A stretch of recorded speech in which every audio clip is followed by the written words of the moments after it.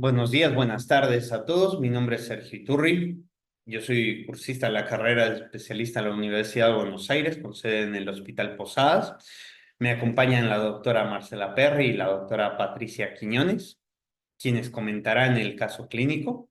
Les traemos el caso de la semana del 10 de octubre. Arrancamos. Se trata de una paciente de sexo femenino, 27 años, que como antecedentes ella es hipotiroidea, ella es personal de salud, es enfermera en la unidad coronaria en esta institución donde se internó. Y como antecedente relevante, además, su esquema de vacunación estaba bastante incompleto. Sin vacunas para el COVID, sin vacunas para la influenza estacional. Ella refiere un cuadro clínico de aproximadamente 6 días de evolución, caracterizado por síntomas constitucionales al inicio, astenia, dinamia, hiporexia, acompañado de mioartralgias, fiebre y se añade posteriormente tos seca. En las últimas 24 horas se añade disnea, que progresa en las últimas horas, motivo por el cual decide acudir a la emergencia. Como datos importantes, también cabe recalcar que la paciente consultó 3 días antes de su ingreso, donde prescribieron amoxicilina con ácido clavulánico sin mejoría del cuadro. A su ingreso, la paciente estaba taquicárdica, taquipneica, desaturando. La mecánica respiratoria no era buena, había uso de musculatura accesoria. El examen pulmonar tenía crepitantes bilaterales escasos y pues una hipoventilación generalizada.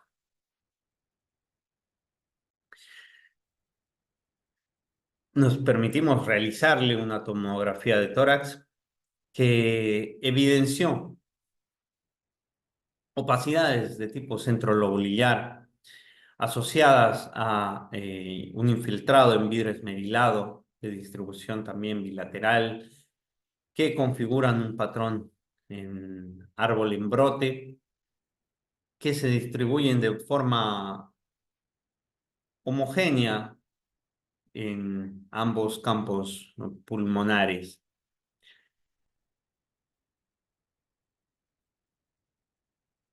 Podemos ver que existe predominio de este infiltrado en el lado derecho.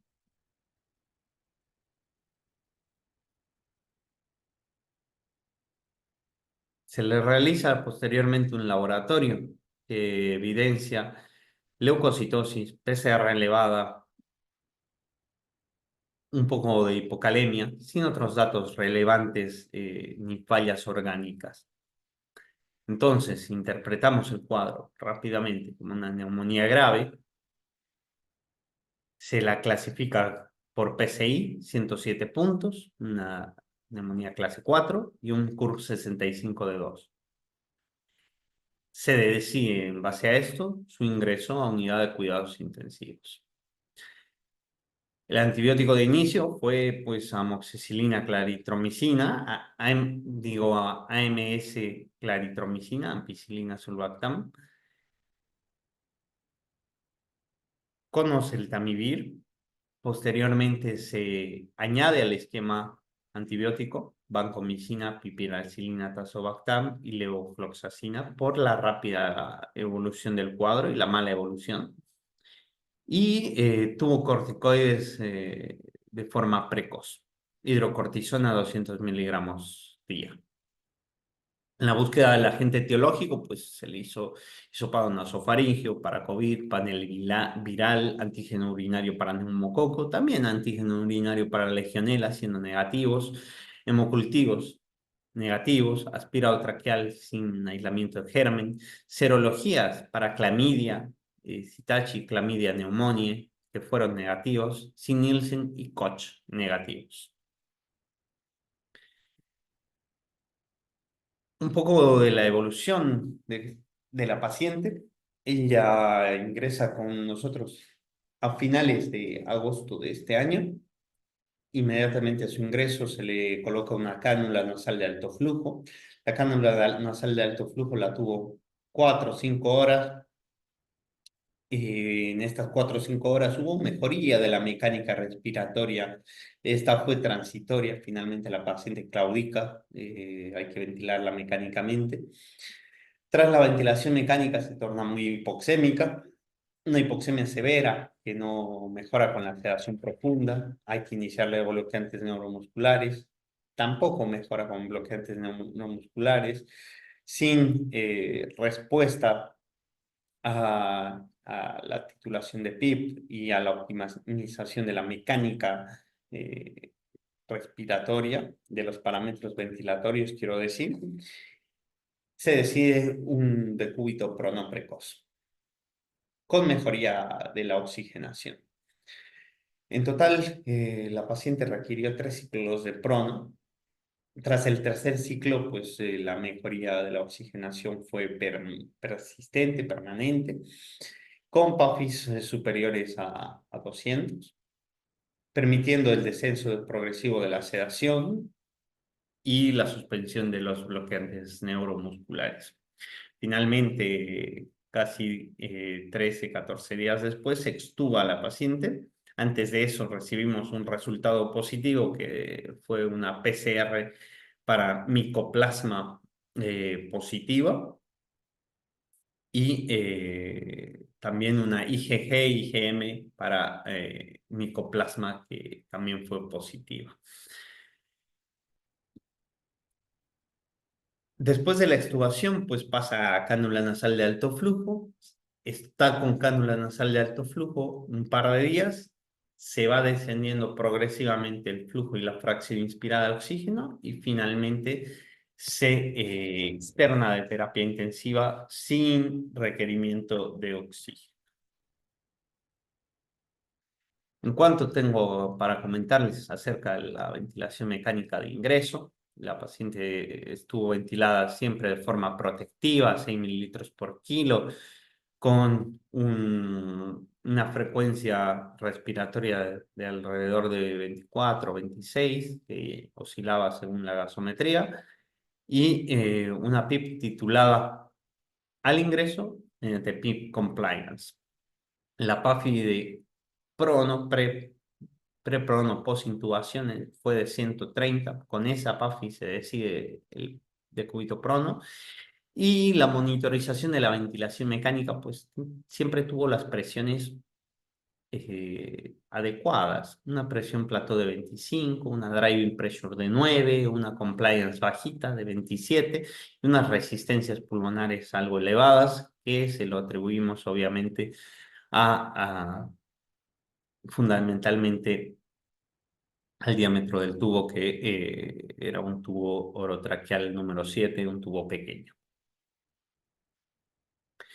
Para finalizar, les dejo este esquema donde podemos visualizar la evolución de la oxigenación de esta paciente, que es una evolución bastante típica, donde podemos ver como relevante la mejoría que existe de la oxigenación con el decúbito prono. Fíjense en los días 2, en el día 2, 3, en los días 6, 5, 6, 7.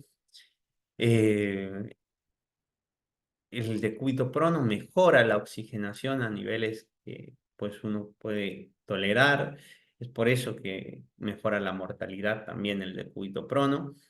Y otro detalle a fijarse es pues la suspensión de los bloqueantes neuromusculares, que en primera instancia se habían suspendido los bloqueantes neuromusculares un poco de forma un poco más precoz y pues la paciente no respondió bien, evolucionó con hipoxemia severa, esto precipitó un nuevo ciclo de prono que bueno, mejoró tras el prono nuevamente. Y bueno, esperando 48 horas de estabilidad, se suspenden nuevamente los bloqueantes neuromusculares y se observa una mejoría persistente ya de la oxigenación tras 10 días de ventilación mecánica. Muchas gracias. Ahora dejo a las doctoras Marcela y Patricia para la discusión del caso clínico.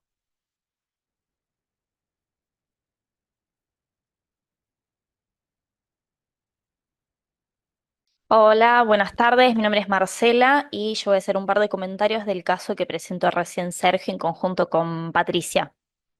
Ahí empiezo a compartir. Apago la cámara un segundito si puedo compartir un par de filminas. Bueno, para empezar, algo que me parece que queda bastante claro en el caso es que es un caso donde cumple los criterios para diagnóstico de un síndrome de estrés agudo respiratorio, según las clasificaciones de Berlín, que son los criterios más estrictos para este diagnóstico. Es un caso de inicio agudo con imágenes bilaterales en la tomografía de tórax. No impresiona hacer un caso de una insuficiencia cardíaca o sobrecarga hídrica en contexto de una paciente joven con con claros signos de una infección respiratoria y tiene una disminución de la PAFI y requerimiento de intubación orotraqueal con asistencia respiratoria mecánica con una PIB mayor de 5. Em, Más que nada quería hacer un par de comentarios sobre los modos ventilatorios. La ventilación protectora, más que nada en el síndrome de estrés respiratorio, es una estrategia crucial para intentar minimizar los daños pulmonares inducidos por la ventilación mecánica. El objetivo principal de este tipo de ventilación es prevenir las lesiones secundarias a la ventilación, como por ejemplo el volutrauma, que es el daño generado por la sobredistensión alveolar por exceso de volumen, el barotrauma, como el daño por las altas presiones, o el colapso alveolar repetido, que es el atelectrauma. Algunos puntos claves de este tipo de ventilación que están descritas en esta guía son el volumen tidal bajo, o sea, el volumen corriente bajo, se recomienda en estos pacientes con distrés un volumen tidal de aproximadamente 4 a 6 mililitros kilo de peso corporal ideal. Eso se da porque sabemos que en el distrés los pulmones tienen una capacidad funcional disminuida por la inflamación, por el edema pulmonar, y eso aumenta el riesgo de sobredistensión alveolar si usamos volúmenes tidales muy altos. El enfoque intenta proteger las áreas de pulmones más sanas que están más funcionantes. En este caso, nuestra paciente justamente está ventilada con un BT de 6 mililitros kilo. Por otro lado, la presión plató, que es la presión durante una pausa inspiratoria y refleja de alguna forma la presión dentro de los alvéolos. Mantener esa presión plató por debajo de 30 centímetros de agua es esencial para intentar evitar el trauma por volumen. También nuestra paciente tenía una presión plató de 25, que es un valor seguro, lo que sugiere que no hay una sobredistensión significativa en los alvéolos. Un detalle no menor que por ahí no está tan claro en esta guía, pero que me gustaría remarcar, es la FIO.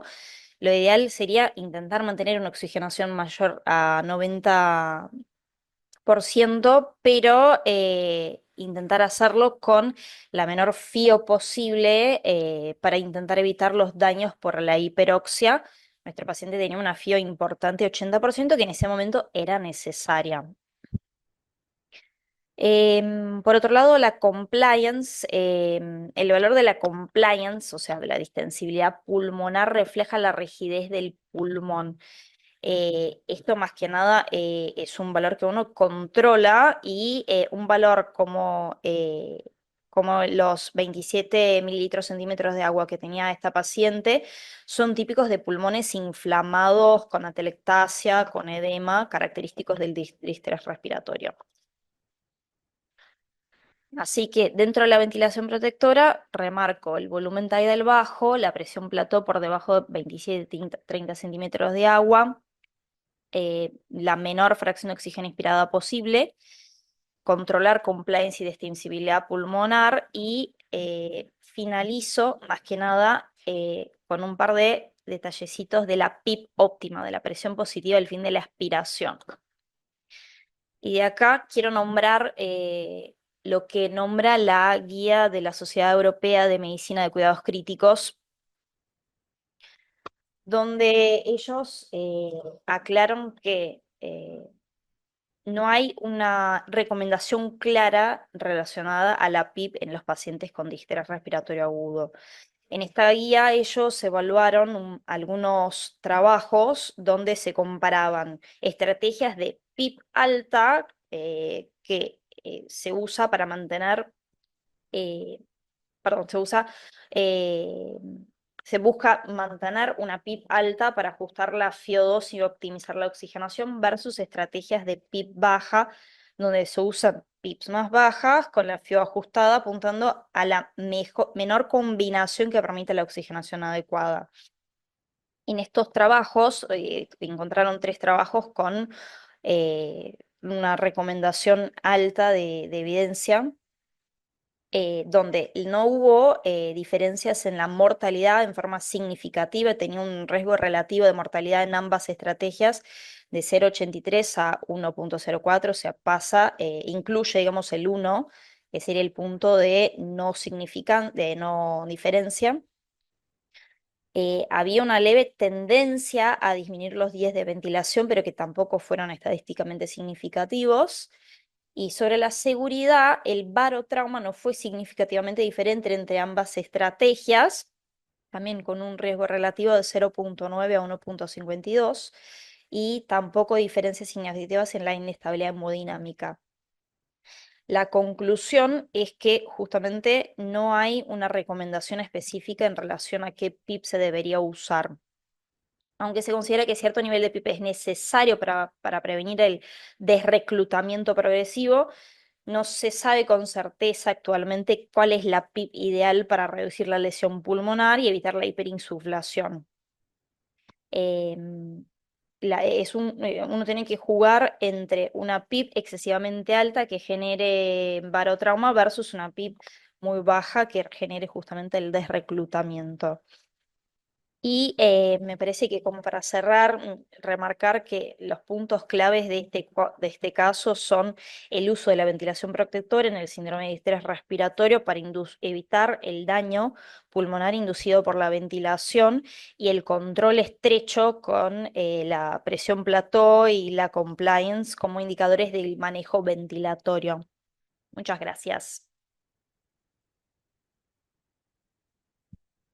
Hola, buenas noches. Soy Patricia Quiñones, residente del Hospital Presidente Perón. Voy a continuar con la discusión del caso clínico, hablándoles sobre las estrategias de asistencia respiratoria que se hizo empleo en nuestra paciente.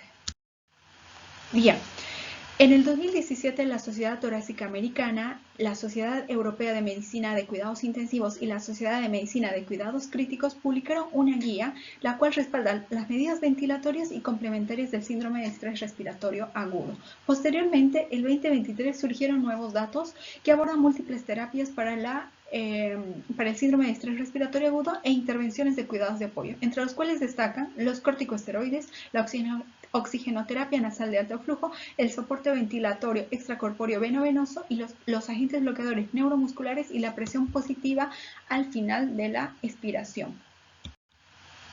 Bueno, acá podemos observar una tabla donde se evidencian las distintas técnicas de asistencia respiratoria y también los grados de recomendación, los cuales muchos de ellos fueron empleados en nuestra paciente. Bien.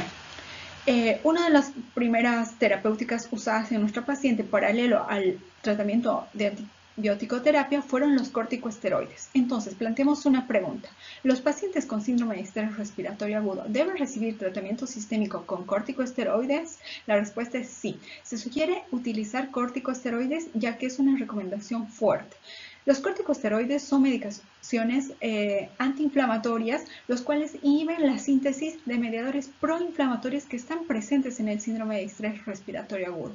Se destacan porque son ampliamente disponibles, económicos y muy fáciles de administrar. Disminuyen la mortalidad, también la duración de la ventilación y también la estancia hospitalaria. En cuanto a la duración del tratamiento, en los distintos ensayos clínicos es muy variable, pero unifican que la suspensión debe ser una vez que el paciente haya sido extubado. Bien, otra terapéutica que se usó en la paciente es la oxigenoterapia por cánula nasal de alto flujo. Entonces, planteamos la pregunta, ¿la oxigenoterapia nasal de alto flujo reduce la mortalidad o la intubación? Bien, la respuesta es que presenta un efecto beneficioso significativo principalmente en la prevención de la intubación, también así en la mortalidad, pero de manera menos significativa. Esta es una recomendación fuerte. Esta terapéutica tiene la característica de ser bastante tolerada por el paciente, principalmente porque esta genera una oxigenación termohumidificada y a índices de alto flujo de hasta 60 litros por minuto. Otra característica de esta es que disminuye el espacio muerto anatómico y proporciona una pequeña PIP de 3 a 5 centímetros de agua. En nuestra paciente esta terapéutica fue empleada precozmente, pero por un corto periodo de tiempo y la cual no fue muy exitosa. Otra terapéutica que fue empleada en nuestra paciente fueron los agentes bloqueadores neuromusculares. Planteamos la siguiente pregunta. ¿Deben los pacientes con síndrome de estrés respiratorio recibir agentes de bloqueo neuromuscular? La respuesta es que se sugiere utilizar bloqueo neuromuscular en los pacientes con síndrome de estrés respiratorio agudo moderada a grave. Principalmente, estos agentes se destacan porque disminuyen la mortalidad. También disminuyen la lesión pulmonar inducida por el respirador debido a una reducción de la disincronía entre el paciente y el respirador. Por otra parte, reducen el consumo de oxígeno, la inflamación y también el líquido alveolar.